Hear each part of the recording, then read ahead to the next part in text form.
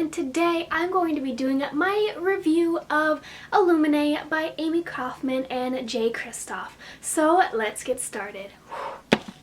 I tried to coordinate my outfit and my makeup to match the cover of this book. I'm not really sure if it's working or not. I think it's working because I think it looks pretty matchy-matchy, if you know what I'm saying. So starting to get into the review, this will have a little bit of spoilers in it, but I will save those until after I get through the spoiler-free portion. So if you haven't read Illuminae by Amy Kaufman and Jay Kristoff yet, you can stay until I tell you to leave for spoilers because no one wants to be spoiled. Spoilers suck. So yeah, let's just get into the review because it was so good. So if you have no idea what this book is about, it is basically a sci-fi novel that happens in the future in the year 2575, and it follows two main characters, Katie and Ezra, and their planet gets invaded, and the morning that their planet gets invaded, they break up, and they didn't expect that the day that they break up to be the day that their planet is invaded, but it is being invaded, and they are basically have to run for their lives trying to escape the bombs that are coming down from this other spaceship, and they have to go to an evacuation fleet. And this fleet, they end up making it out okay, but this evacuation fleet has three different ships: the Alexander, the Hypatia, and the Copernicus. I'm sorry if I'm saying any of those names wrong. I know people get upset when you say the names wrong, but I'm not really sure how you say them. Those are just how I said them in my head. So anyway, Katie and Ezra end up getting on two different spaceships, so they have to communicate via text message, and it's basically about their journey trying to run away from these bad guys that have invaded their planet. So it is very, very action-packed, if you could not tell. The first thing I want to talk about is the format of this book because it is the most prominent part of the story. So, if you've never seen this book, which I highly doubt, it is absolutely beautiful. If you take off the dust jacket, it is gorgeous. I'm just going to take this off for a sec. So it has all these different blacked out things and messages, and if you look inside, the entire thing is told in either text messages, to diary entries, to this kind of stuff, to very artistic ways of telling this story. And I don't think this story would have been as enjoyable if it was not told in this unique, wonderful format. There is never a place where it's actually just text. It is all told in emails and lost files and stuff like that, and that was the number one thing that made it so enjoyable to read. It was a blast. Reading from something this different. And I know that some people don't like the format of this book. They think it's very hard to connect with all the characters, but that was definitely not a problem for me at all. I connected with the characters fine. I cared for the characters so much. I loved Katie. I fell in love with her. I think the format definitely added something that's completely unique to this story. And I'm just gonna say right now, I'm not normally a huge fan of sci-fi, but this has basically changed my mind about the genre because it was like Star Wars, but even more action-packed than Star Wars, honestly. It never stopped, it never slowed down, it was constantly action-packed. Once you get past the first 150 pages to where you're kind of learning the world and learning the circumstances, it does not slow down. It just keeps getting worse and worse and worse and worse for these characters until it gets so crazy. It does not slow down. One thing after another keeps on happening. So if you couldn't already tell, I gave this book a 5 out of 5 stars. It is now one of my favorite books of 2016. It was so freaking good. It was so action-packed. I loved the characters. I loved the idea of this book. The format was brilliant. Amy Kaufman and Jay Kristoff, I would like to applaud you because the format that this book is told in is brilliant. And there were also lots of very unique aspects having to do with artificial intelligence and stuff. We get to know the thoughts of a computer, and you start to feel for this computer. It's strange. I'll get more into that in my spoilery part of it because I don't really want to give it away. And I'm sorry that my lighting just went down a little bit. My cat just jumped into the window, so the lighting went down a little bit, but that's okay. Yeah, in summary of my non-spoilery portion of this book, it is brilliant, it is wonderful. Definitely go give it a try. If you haven't, it may look very big, but I flew through this. It really goes by very, very quickly because of the format, so it's honestly not as long as it looks, if that is intimidating you. So yeah, please go and read it. It is a wonderful ride, and it's just beautiful. I loved it so much. Oh, I just can't stop thinking about it. It was just so cool. If I had to describe this book in one word, it would be cool. So, yeah. So that is it for the non-spoilery portion of this video. If you have not read this book yet, please leave. You do not want to be spoiled, and I will be spoiling some major portions of this book. So yeah, if you haven't read it yet, goodbye, go read it, and you can come back and watch this spoilery portion if you want to. So yeah, bye! So now the book is right there if you're wondering where it went. My arms just got a little bit tired from all that stuff. The first spoilery thing I want to talk about is Aiden, which is the artificial intelligence of this world. Aiden fascinated me to no end. It made me think so much. That's like the one concept of this book that I loved the most, is that we have this Aiden, this supercomputer, who blows up a civilian ship because it thinks it's doing the right thing, when it's obvious that it's not doing the right thing, and it has this god complex of how it has to protect these people, but it doesn't know why it has to protect these people. And it was just so interesting getting inside of its head as it goes from this completely sort of selfish, I have to be the most important thing, only I can save everyone, to slightly shifting. I mean, he doesn't become like a good person. Oh man, it's so hard to say, because I want to say he doesn't become a good person, but it's a computer.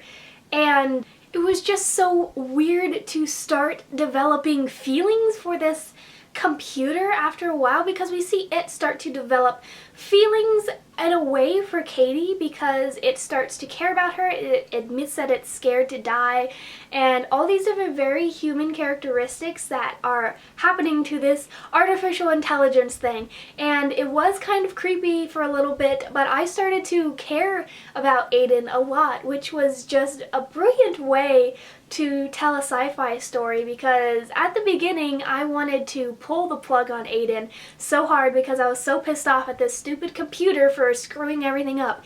But towards the end you sort of get to know it, and I don't even know, man. I thought that was just so cool, because I started to love Aiden so much, and it just brought up a bunch of questions in my mind about robots and alien intelligence and that kind of stuff. Anyway, I just thought that was really cool. Next thing is Ezra's supposed death. So I was completely flabbergasted when we found out that Aiden was pretending to be Ezra so that Katie would come to the Alexander and help him. That caught me completely off guard. I did not expect Aiden to be the one that was sending the text messages, and I got like really nervous that maybe Ezra had never like made it off the planet or something, but he did end up going off the planet. After the Copernicus attack, we don't hear from Ezra again, and that threw me off guard, but I never did think that Ezra was dead. For some reason, that thought never really crossed my mind. I always thought that he would be on the Hypatia. I never completely bought into the fact that Aiden said that he was dead, because I thought that would be a tragic way to end this really sad and depressing story. But yeah, I was really shocked when Aiden said that he was acting as Ezra's sort of text messenger person. It was crazy, man. The next thing I wanted to talk about were these infected, assailed people who have the disease. Did anyone else think it like really reminded you of Cranks from the Maze Runner?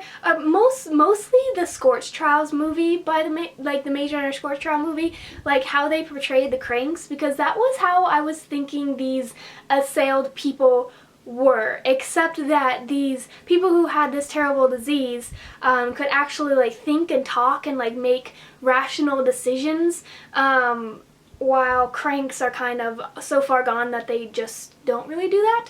But I don't know, if you've seen Maze Runner Scorch Trials, you know what I'm talking about. But yeah, I don't know, they just really reminded me of cranks from that. So I don't know, I just want to see if anyone else thought that.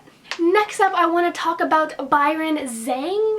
That might be how you say his name, I don't really know. But his relationship with Katie, I was about 85% sure that it was going to be a love triangle, because I didn't know how old Byron was.